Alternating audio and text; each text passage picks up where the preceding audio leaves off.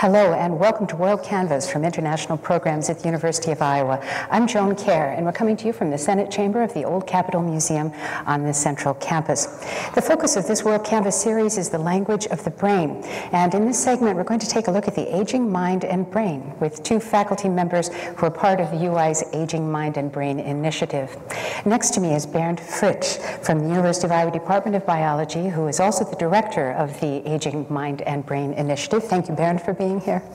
Thank you for having me here. And next to him is Rob Philibert, who's from the University of Iowa Department of Psychiatry. You are also part of this Aging Mind and Brain Initiative, and very glad to have you here. Well, thank you. Yes. So, Bernd, I think I'd like to start with you. First of all, I want to thank you for writing a very interesting commentary that appeared a few days ago in the paper, and we could talk about some of the themes you were addressing there relating to how long our brains might actually, under the best conditions, function properly, well, maybe even past 100 years. What are we learning about the brain as we age? Well, there are good news and there are bad news. The good news is some of us may actually have their brain still fully functioning when we are over 100. Others will not be as lucky. And that depends in part on what your genetic predisposition is and how you live your life. Even if you have the best of your genetic predisposition, you will not last forever. But you can have your brain lasting for at least for a time over 100 years, provided you are taking care of it. What I mean when I say taking care of it is doing exercise for your mind all the time. Make sure that it is nimble, that it can adjust to the environment as it is. Challenge yourself occasionally so you are keeping your brain up and running, literally and figuratively speaking. Well, so when you say that you need to challenge your brain, of course, in the first segment we heard some discussion about how the brain has this plasticity. Explain what plasticity is for us, please. So for me, plasticity is essentially how neurons, the individual cells within the brain, how they connect to each other and how they change these connections. So all of us are pretty much wired the same way initially. But then as we learn something, this connection between the neurons is changing over time. So what I do right now when I talk, I literally take my hand, stick it in your brain, and change the wiring within your brain. When you leave here, you have learned something, and that means something in your brain has been changed forever, these connections. And that is really the part where you can work on. If you are not keeping your brain plasticity up and running, if you are not making sure that you're learning all the time something new, and you just let it sit for 40 years, and then start from scratch to learn something, it might not work as well. If you keep your brain up and running continuously, your residual plasticity to build new connections and reinforce new connections, in other words, learning something, will remain alive and well with you, probably until you're fairly old. Is there a point after, say, just choose a number, maybe 65 or 70 years, is there a point where a normal brain, even when someone is trying to stay engaged with life and so on, it just does begin to, what we might think of as slow down or become less resilient?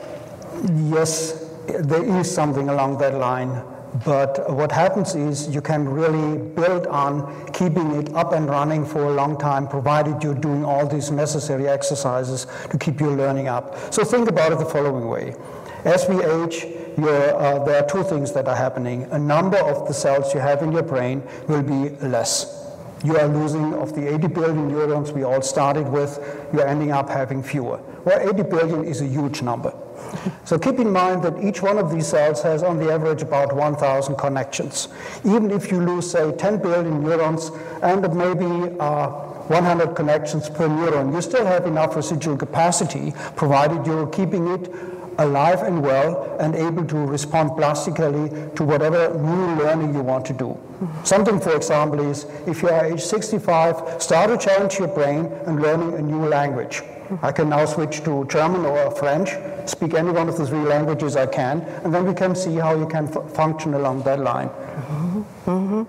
And some of the things that many of us see in magazines or advertised on television, brain quizzes. Yes. There are even new industries that have started around this notion that we can keep our brains healthier as we get older. Lumosity would come to mind, for example. It's something you can access on the web under lumosity.com, where you can do training of your brain, answering certain questions, and keep the plasticity of your brain up and well. So you are ready to absorb new information as you age. Well, then if we get to the point where we do begin to become perhaps a little less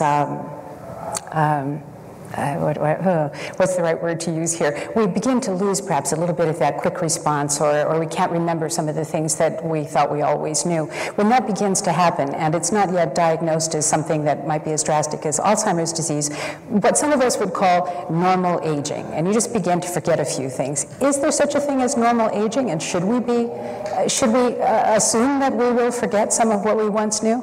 So what we know is the reactivity, the speed with which you can respond to new stimuli from the environment is going down as you normally age. We know that if a person like me, I'm 66, should be multitasking right now, I would be challenged compared to somebody who's 23. So the prime of our brain is really when we are around 30. From there it is a slow decline with about kind of a shrinking of the brain of about 0.5% in volume over the years starting at age 50. That means if you are 75, you don't have the brain of a 30-year-old anymore. But you can, with the residual capacity, still do a lot, provided you keep it up. And that is really the main part. It's the same thing if you think about your own body. Your body functioned much better when you were 20. If you are thinking about how you went up the stairs at age 65, it's a different way of going up the stairs. You're not running it, you're not taking 2 steps at a time, but you still get up the stairs. It just takes you a little bit longer. And the same principle applies, in principle, for your learning capacity. You may not be as quick in picking up new things. It takes a little bit longer, but you can still do it. Well, Rob, let's come to you now. So you're in the field of psychiatry and also interested in the aging mind, the aging brain. First of all, I'd like to talk about what we mean by the mind and what we mean by the brain. When does thinking come into this whole picture? We've been talking about an organ, but we haven't really talked about how it functions. Well, that's a very interesting question, and I really think I'll throw the question back there. How do we define the brain? And we have a brain-body dichotomy, classically from our Greek, our inheritance of Greek literature. And I think that's where the fundamental flaw arises. You spoke earlier about normal aging. And we always say in psychiatry, is normal? Well, normal is something I got a picture of in the textbook. I know what we observe. And there are 2 things we observe. Number one is that programs such as luminosity, whereas they may have some benefit, and I do say may is, I think if they are going to have the impact we want them to have, we cannot separate the activity of the brain from that of the rest of the body. In other words, a brain above the neck cannot be healthy as long as the below the neck is not happy. And the real question is, what are the strategies in which we use to engage to, shall we say, increase productivity and quality of life? And I think that's a very interesting dialogue. And I think really starting at age 65, well, as we say in Iowa, I think that horse has already left the barn. And really, if you're looking at looking to preserve or to have the greatest function tomorrow, that battle started yesterday. And when we look at aging, and I'm not going to put in normal, I think I'll say is what do we observe in today's society? I would like to put in is what could we observe in our society? And I think with the appropriate investments in healthy living, as Bernd put out, throughout the life cycle, beginning in infancy, moving through adolescence, into young adulthood, with diet, exercise, avoidance of substances, and engage in healthy, supportive relationships, that I think we could observe a new normal. If I just may add to that part, so the Romans had it almost right. They talked about mens sana in corpore sano, which basically means in a healthy mind is living in a healthy body. They got it only wrong in one specific component. We literally need to rephrase it in mens sana in cerebro sano, which means you need to have a normal brain in order to have a normal functioning mind. So that is really what we know. I don't think anyone would volunteer to say, all right, if you want to really solve the issue how the mind can be independent from the brain, just take out my brain and see where my mind is. I don't think anyone would volunteer for that kind of surgery. If you think about it a little bit further, you asked before the question, what is happening when we are getting Alzheimer's disease, any one of these disease stages? What you're looking at is you're not losing your brain as such, but you're losing a number of neurons within your brain that ultimately are going below a threshold in your functionality, that you are not having a normal functioning brain anymore, and thereby it affects your mind. And it's very interesting what we're learning about Alzheimer's and other forms of dementia, because as Bernd pointed out, there's a certain point where we say this is disease and this is normal. That's an artifact. Function is a continuous variable. And what we're beginning to understand is Alzheimer's doesn't start when we're 50. It might start in our 20s, in our 30s. And really the challenge to the academic community is to develop the tools to understand why some become ill and some stay well. Because in as much as I think is as much as promising the genetic technologies may be in the next 10 to 15 years, it is still much cheaper and more effective to change our environments. And I think that's the way we have to proceed. And I think there are two ways in which we go forward in that part. One is looking at the genetic background that sets you up for being likely a healthy aging mind and brain, or being a diseased state of mind and brain. The second part we can do is we can have very early diagnostic features. Some of them can be done nothing else but measuring the volume of your brain in a certain increment, and then see how the shrinkage of your brain progresses within the normal parameters or beyond those normal parameters. So these are the kind of things we are looking at to capture you as early as possible, to do an intervention when there is still some ability to intervene with the progression. You've both mentioned diet as a component of a healthy life and something that will help us keep our brains in better shape as we get older. What is the right diet people should be following? Well, as Bernd pointed out, that depends. And if you have certain genetic variants that predispose you to high levels of cholesterol, well, the diet for you is a little bit different than the diet for me. At the same time, as I think what is important is as much as that there's genetic tournaments, what the diet does is that we all have genetic determinants that, to a certain extent, predict our future. But I always like to point out to people that the very same DNA in their hands is the DNA in their brain. And the reason that your brain doesn't look like your hand is throughout your time in your mother's womb and in your subsequent development through childhood is that the environment and other protein factors interacted with the genetic programming to have the cells in your skin assume what we like to call a squamous or a muscle cell fate. Whereas I think we created some of the 80 billion neurons in the central nervous system, as well as their supporting glia. So the real question here is what diet, what environmental regimen is best for each individual? And I think the challenge to the academic environment is to develop the tool sets to both interrogate the genome and, of course, interrogate the environment as well.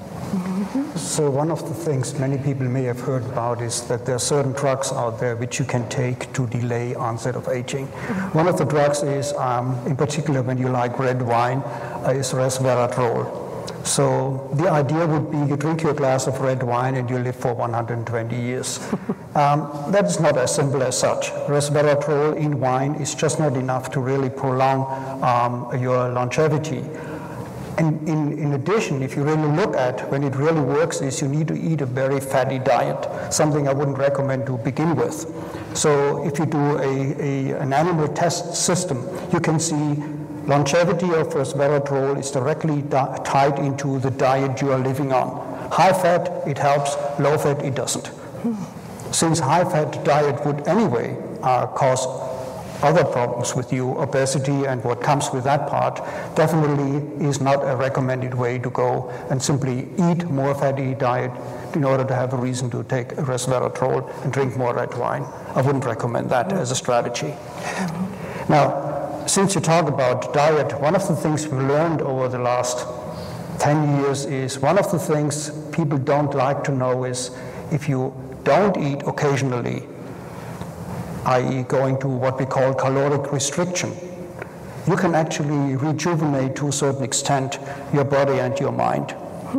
What it does, it challenges your entire cellular background to get into overdrive mode, to clean up literally some of the debris that is building up within the cells. That's as far as we understand it right now. So if you are slim and trim, even if you are slim and trim, you should occasionally go on a diet, very restricted diet. Mm-hmm.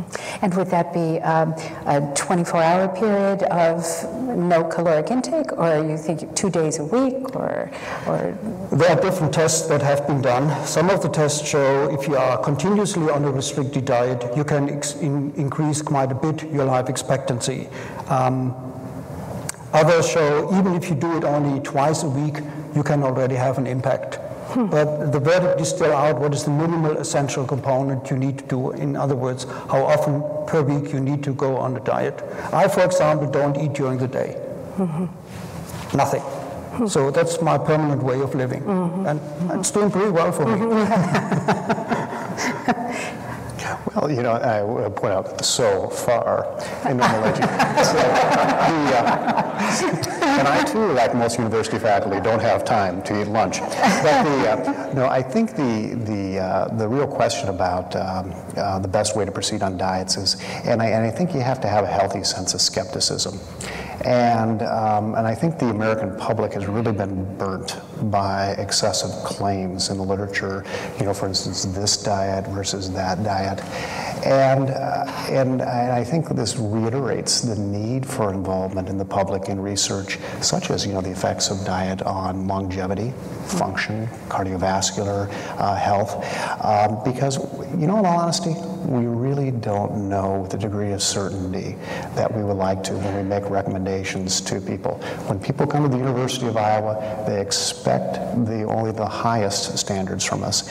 And in order to deliver that level of expertise, we really do need the public buy-in. And the real question is, how do we get it? So we can go back to where we were before. You are born with a certain genetic predisposition. If you are lucky and you have a certain set of mutations in a number of genes, you may be predisposed to live to a very long and healthy life.